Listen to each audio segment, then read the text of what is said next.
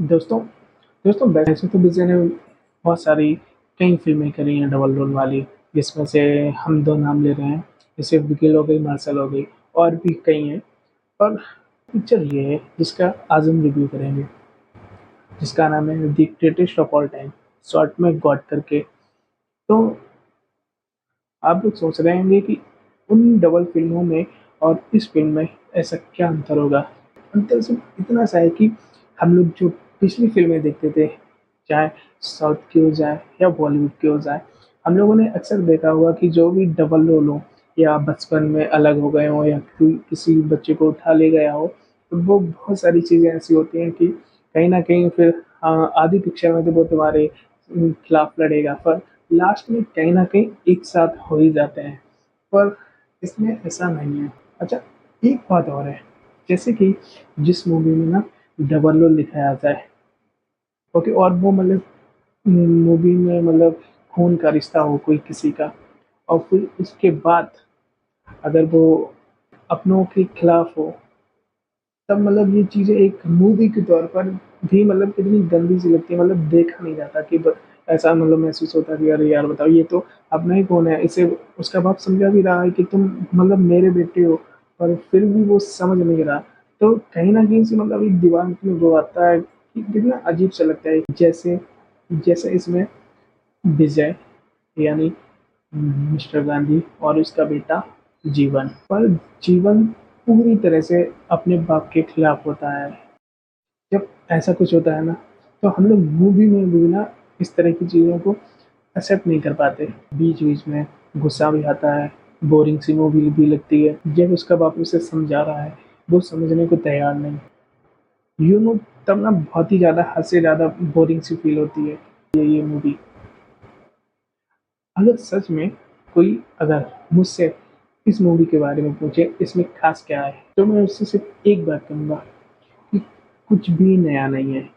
बस इतना सा फ़र्क है कि जो पिछले डायरेक्टर होते थे और पिछली जो फ़िल्में हुआ करती थी, उसमें और अब में इस वाली फ़िल्म में कहानी में बस इतना सा फ़र्क है कि पहले डबल रोल होता था तो वो अपनों के साथ होता था, और ये डबल रोल है वो अपनों के खिलाफ है। बस इतनी सी है इसकी कहानी। अगर इसकी मतलब मूवी की कहानी के बारे में वैसे बात करें, तो वही सब सेम। मिस्टर गांधी और उसके दोस्त सारे रोसेंट में काम करते हैं, और उनकी फैमिली को पता नहीं होता है। मतलब फैमिली यानी उनकी वाईफाई, जो कि मतलब एक खास तौर पर जो मेन रोल होता है थलपति विजय, उसकी वाइफ, मतलब वो कहीं ना कहीं ये सिचुएशन तो दिखाई जाती है कि भाई गुस्सा है, घर नहीं आते, फ़ोन नहीं उठाते, ये सारी चीज़ें होती ही होती हैं। फिर दोस्त आते हैं, फिर उन्हें समझाते हैं, भैया बहन का वो कुछ ड्रामा चलता है। और यहीं पर आप अब ये भी सोचने लगे होंगे कि मतलब अब रॉयजेंट की बात हुई है, तो रॉयजेंट की टीम में कोई ना कोई गद्दार भी होगा। तो इस मूवी में ना गद्दारी का काम हमारे प्रभु देवा, जो कि कोरियोग्राफर हैं, डायरेक्टर भी हैं, मतलब एक्टर भी हैं, अब क्या करें। तो उन्होंने इस मूवी में ना गद्दारी का काम जो है अपने सर पे लिया है। सही कहता है, बिल्कुल सूट नहीं कर पाता उनकी, मतलब हमें तो वो फिल्म में उनकी मतलब डांस तो बहुत अच्छा लगता है। डांस तो मतलब एक नंबर का है।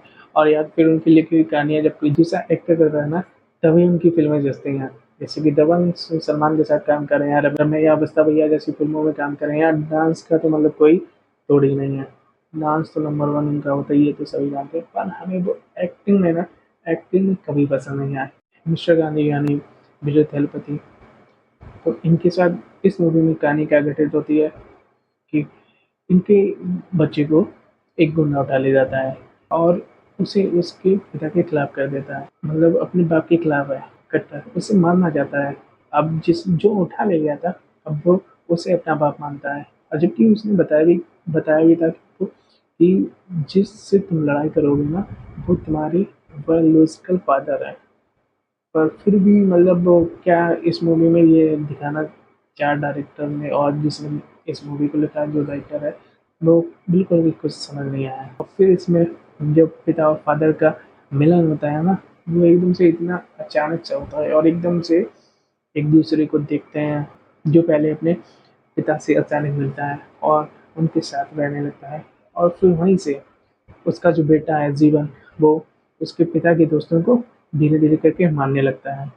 और इस मूवी की सबसे खास बात पता है क्या है, कि इस मूवी में ना जो कुछ भी हो रहा था, जैसे कि बेटे का खो जाना, फिर बेटा का एकदम से मिल जाना, और फिर एकदम बाप बाप बेटे की असलियत को पहचान लेना, फिर उसके बाद इस मूवी को 3 घंटे का बना देना, ये बहुत बड़ी उपलब्धि है डायरेक्टर को। फिर लास्ट में ना बाप बेटे लड़ते लड़ते इसके वर्सेस एमआई के ग्राउंड मैच तक चले गए, जहाँ धोनी को दिखाया, उनके जर्सी वगैरह ज़्यादातर उन्होंने धोनी पर फोकस दिया, और उन्होंने दिखाना चाहा कि वहाँ पे वो ब्लास्ट करेंगे, बहुत सारे लोग मारे जाएंगे। और फिर आखिर में क्या हुआ कि पिता ने परेशान होकर अपने बेटे को गोली मारी थी, जबकि उसे बहुत पहले से ही कर देनी चाहिए थी, क्योंकि जो इसका डबल रोल था ना, एकदम से बचकाना रोल था, अब बिल्कुल भी सूट नहीं कर रहा था। ये लग रहा था कि कोई बहुत ही हल्के फुल्के शरीर में विजय थलीपति का चेहरा लगा दिया गया हो। दोस्तों, अगर हम अपनी राय बताएं तो ये पिक्चर ना सिर्फ आदमी एक ही बार देख सकता है, दोबारा की तो लाइक नहीं है यार। और बाकी सब आप लोग खुद देख लें। Thank you.